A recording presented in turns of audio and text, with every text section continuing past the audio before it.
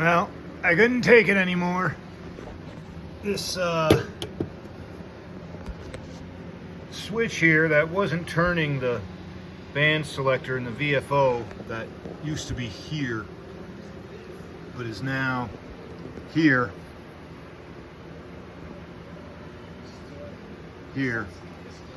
That one right there. It was really stiff. So I opened this thing up. I got my little air blower, blew it out. I hit it with a little bit of alcohol, blew it again. Hit it with a little more alcohol, blew it again. I got back in there and cleaned that bearing back there with a little bit of alcohol.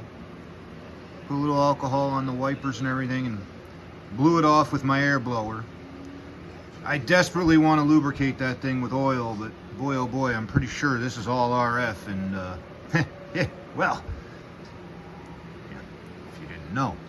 So yeah, never use oil on these things. That being said, alcohol evaporates cleanly and that switch now moves pretty free. I'll show you. I can move it with my hand. I don't know if you can hear it, but and it gets this gear out here on the shaft, and that's what turns it. And before I couldn't even budge it with my fingers. Now I can get a pretty good spin on it, and this hand isn't the best.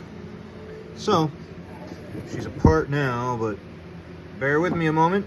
She'll be back together in a minute. I should probably use that air blower and blow some of that dust off too, huh? This thing's for sale on eBay, and I'll be honest with you, the more work I put into this thing, the more I'm gonna want for it, but the thing weighs 100 pounds. There's the chassis for it, the manual. It's 100 pounds. Shipping it's a nightmare. But it works. I'll be on the air tonight. KB1 UEH. Sir Hacks a lot. And that's Globe Champion 300.